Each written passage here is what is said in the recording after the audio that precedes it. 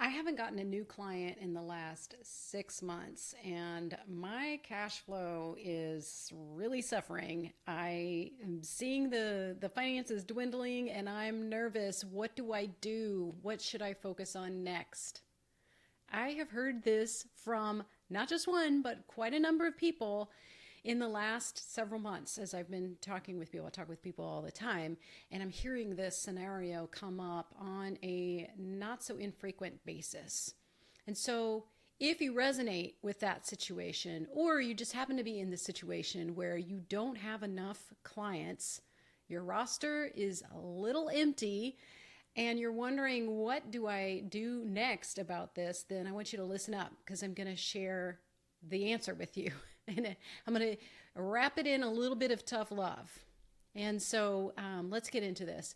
And before I do, just a quick intro. I'm Lisa Mullis. I'm a brand messaging specialist and a business coach. And I'm giving you this advice today coming from almost 20 years full time in self employment, and also just having worked in marketing for over 25 years, working with hundreds of people, mostly service providers like coaches, consultants, and creative professionals who are running businesses that require clients, not customers, not businesses that are centered around digital products, courses, books, who need customers and readers, but clients. And by and large, most service providers are running a business model that is high ticket, low volume, meaning you're selling your services at a price that enables you to work with, a handful of people or so to make a good income. And so that's like probably 90% of the people that I talk to.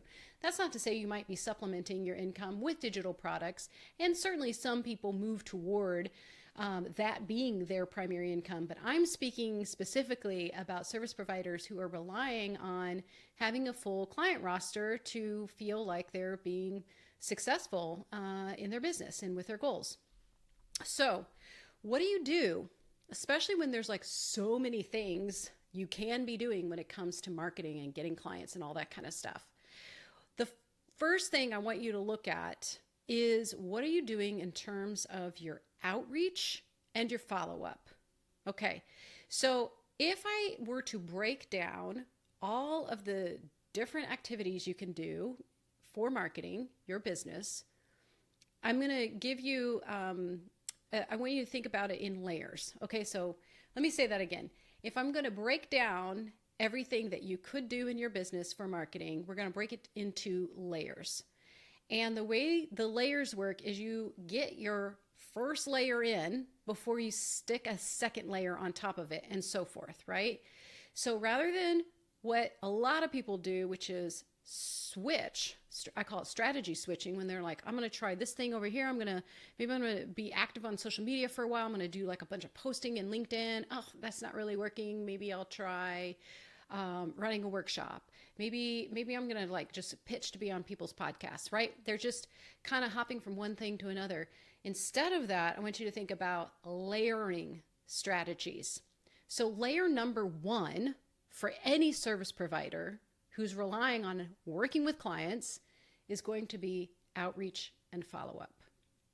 And this is what I would say, even though it's layer one, it's probably one of the hardest aspects of marketing because it involves you putting yourself in front of people, like in a one-to-one scenario. And there's so much stuff that comes up around this, and especially in terms of mindset. I mean, primarily I would say, like, again, 90% of what comes up around this is all mindset related when it comes to outreach and follow-up. But definitely there's another huge challenge around just systematizing that and keeping up with it. So I talk with lots of people and work with clients who are feeling overwhelmed just by trying to track these connections and conversations they're having. But that's a bit of a tangent topic. For now, I just want you to consider, what are you doing as your layer one in terms of outreach and follow-up? Because that is where you need to start. You can just forget for the time being updating your website, being active on any of the social platforms, pitching yourself to be on podcasts, You can just ignore all of that right now if you are not solid on your layer one. So then the question to ask yourself is, what do you need to have in place in order to be doing regular outreach? And by regular, I mean like on a weekly basis, week in and week out. What do you need to have in place in order to be making new contacts with people and following up with them? Now, by making new contacts with people, I'm not talking about posting somewhere like on LinkedIn. That's great. That's a layer two. Okay. And I'll hopefully touch base a little bit on layer two here in this video, but I really want to focus on layer one because this is the part that a lot of people are missing, or they're ignoring, or they've just simply forgotten that this is a key component of being successful in your business when it comes to getting the clients and generating the revenue and all that kind of stuff is your layer one, outreach and follow up. So again, posting on LinkedIn, for example, is not you making contact with people. What I'm talking about is you intentionally and most likely on a one-to-one scenario, reaching out to someone. So it could be someone who's interacted with one of your posts on LinkedIn. You might send them a DM. So that'd be an example of outreach. But you are literally saying hi, or you're sending a connection request on LinkedIn to someone. It could be a variety of things, but you are establishing initial contact on a one-to-one basis. So that's part of that layer one, the outreach. And then the follow-up is hugely vital to this working. The follow-up is where the relationship starts to develop.